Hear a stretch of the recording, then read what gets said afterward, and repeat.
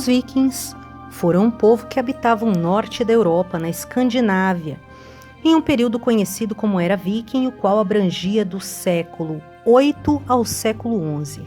Essa época foi marcada pelas incursões dos vikings em diversas regiões do continente europeu, com diferentes propósitos, desde a obtenção de terras para colonização e cultivo, passando pela realização de comércio até saques e pilhagens.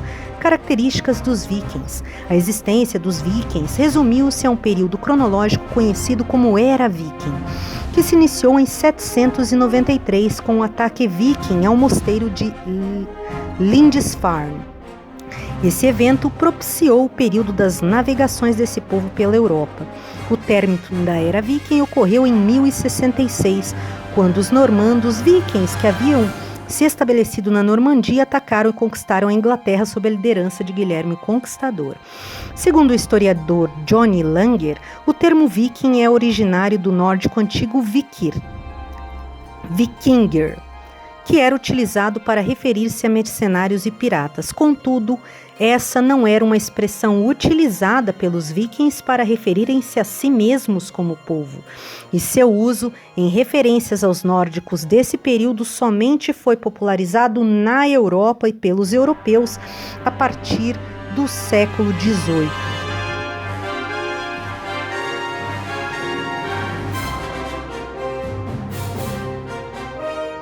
E aqui tem uma foto linda de uma sítio arqueológico de uma aldeia viking construída no Canadá no século XII, Lance Aux Meadows.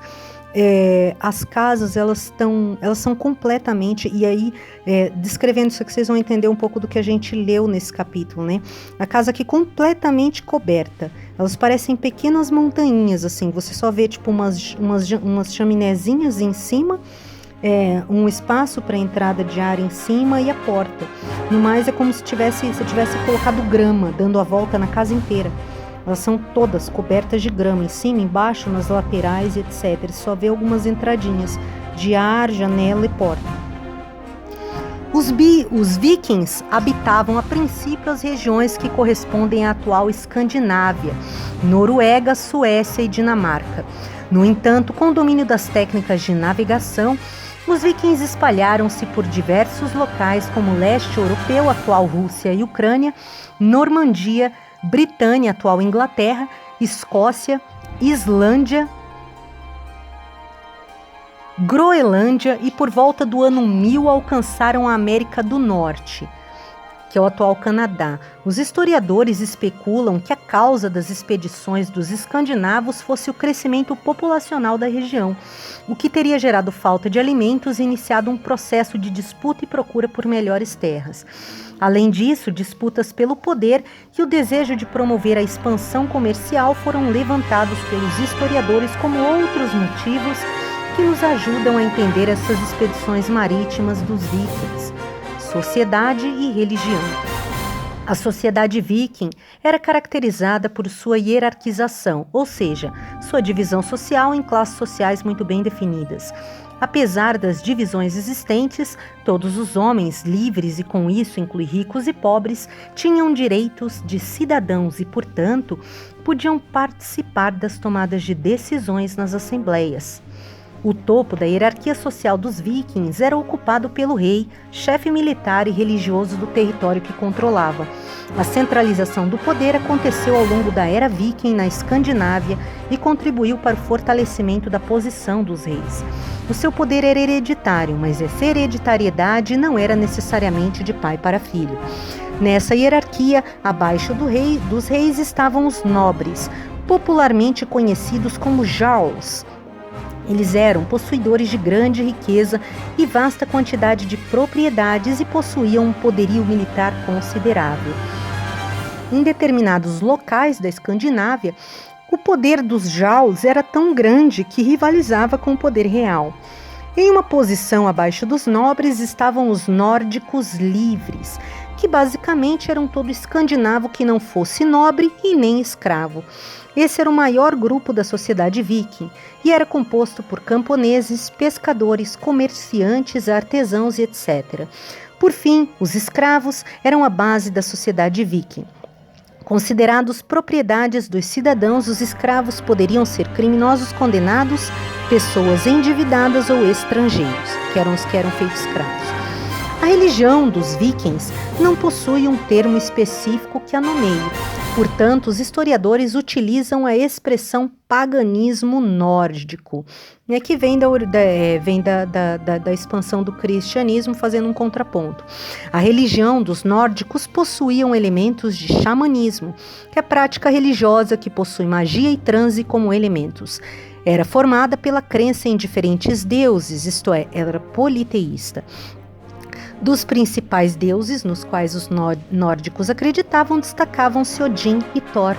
Odin era para os vikings o deus mais poderoso e sábio, considerado o criador de tudo e referido como o pai de todos. Thor era o deus trovão e o mais adorado de toda a Escandinávia. Os vikings acreditavam que parte de seus deuses morava em Asgard, um dos 9 mundos existentes em sua crença.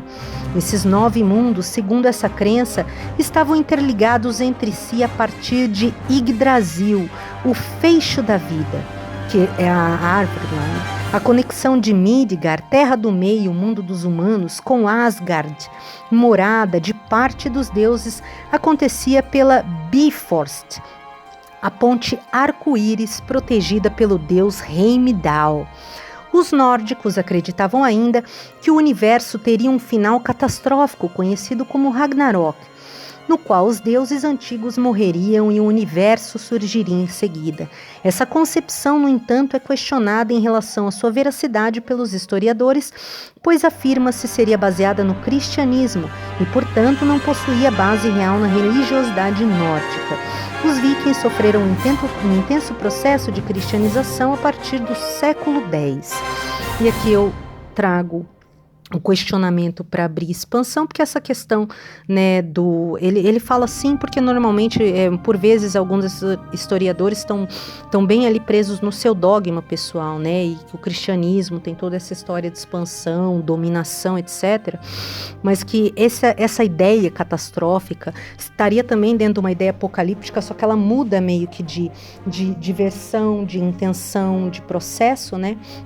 E a gente vê isso em várias outras culturas, inclusive mais antigas do que o cristianismo, de quando chegou, né, em algum momento da história falar isso é tal, é cristianismo, né? Então, se a gente estudar isso com mais profundidade, vai ver essa ideia, sempre ali transitando, né, de que esse antigo mundo morreria, os deuses antigos morrem e um universo novo surge em seguida.